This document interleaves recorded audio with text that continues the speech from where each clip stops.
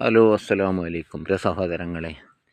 ഇപ്പോൾ സോഷ്യൽ മീഡിയയിൽ പല സ്ത്രീകളും രംഗത്ത് വന്നുകൊണ്ട് പല രൂപത്തിലുള്ള വീഡിയോ ഇടാറുണ്ട് എന്നാണല്ലോ.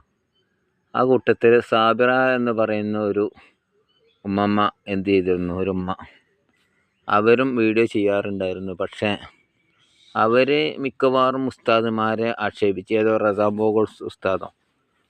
ബ്ലോഗ് ഉസ്താദെ എന്നൊക്കെ പറഞ്ഞുകൊണ്ട് വീഡിയോ ചെയ്ത് കണ്ട്, എന്നപോലെ പലരും ഉസ്താദുമാർ ഇവിടെ വയത് പറയുന്നതും അവരുപദേശിക്കുന്നതും അവർ പഠിച്ച ഇൽമ് പ്രചരിപ്പിക്കുന്നതിനെതിരെ എന്ത് ചെയ്തിരുന്നു, പലരും പ്രസംഗിക്കാറൊക്കെ ഉണ്ട്. പക്ഷേ എന്നാൽ ആ സ്ത്രീ, ഈ സാബിത്ത എന്ന് പറയുക, സാബിത്തേറ്റ്, ആ സ്ത്രീ ഇപ്പോൾ ഏറ്റു പറഞ്ഞിട്ടുണ്ട്. അവർ തൊള്ളിയതിനെ പറ്റി പലരും വീഡിയോ ചെയ്തിട്ട് ഒരു ഉസ്താദ് പറഞ്ഞപ്പം സമാധാനമായി എന്നൊക്കെ പറഞ്ഞ് വീഡിയോ ചെയ്തിരുന്നല്ലോ.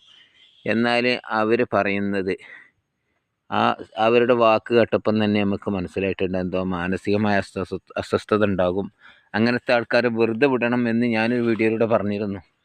അപ്പം അത് ഇപ്പോൾ അവരെന്നെ ഏറ്റു പറഞ്ഞിട്ടുണ്ട്. എന്ത്, ഞാൻ തുള്ളുകയെന്ന് വെച്ചാൽ ചാടുന്നതിന് ഈ കോഴിക്കോട് ചില ഏരിയയിലൊക്കെ തുള്ളുക എന്നാണ് പറഞ്ഞത്, മരണത്തുള്ളൽ തുള്ളി എന്നൊക്കെ പറഞ്ഞല്ലോ, മരണച്ചാട്ടം ചാടി എന്നൊക്കെ. ഇതൊക്കെ നമുക്ക് വേറെ തിരുത്തി തരാൻ വേറെ ആൾക്കാർ കൊണ്ടുവരും. പക്ഷേ നമ്മളതൊക്കെ മനസ്സിലാക്കുക എന്താണെന്ന് വെച്ചാൽ, അവർ ഈ മാനസികമായിട്ട് അസ്വസ്ഥത ഉണ്ടാകുമ്പം തുള്ളിയവർ ചിലവർക്കായിട്ട് ചാടിയാൽ, ചിലർക്ക് രണ്ട് ഒച്ചട്ടാൽ, ദേഷ്യം പിടിച്ചാൽ, നമ്മളൊക്കെ സ്വഭാവം എന്താണ്, നമ്മൾ എന്തെങ്കിലും ചില ആൾക്കാർക്ക് എന്തെങ്കിലും ദേഷ്യം ഉണ്ടെങ്കിൽ ആരോടും, ആണുങ്ങൾക്ക് ദേഷ്യം പിടിച്ചാൽ ആരോടും പറഞ്ഞ് തീർക്കാൻ പറ്റില്ല. അപ്പോൾ നമ്മൾ സ്വയം വേണ്ട ഒച്ചയിടും, നാലാൾ കേൾക്കട്ടെ എന്നുള്ള നിലക്ക് അങ്ങനെ ചെയ്യുന്നവരുണ്ട്.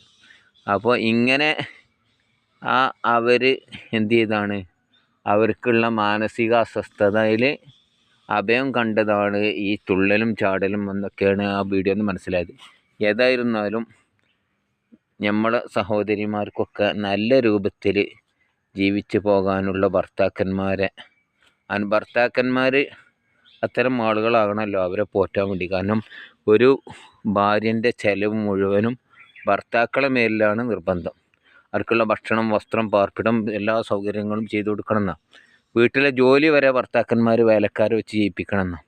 അപ്പോൾ ഇത്തരം ഒരു അറിവുള്ള ആളുകളെ, തൻ്റെ ഇടം ത്രാണിത്വമുള്ള ആളുകളെ ഇത്തരം ആളുകൾക്ക് കിട്ടിയിരുന്നെങ്കിൽ ഇത്തരം കോപ്രായങ്ങളൊന്നും കാണിക്കൂല.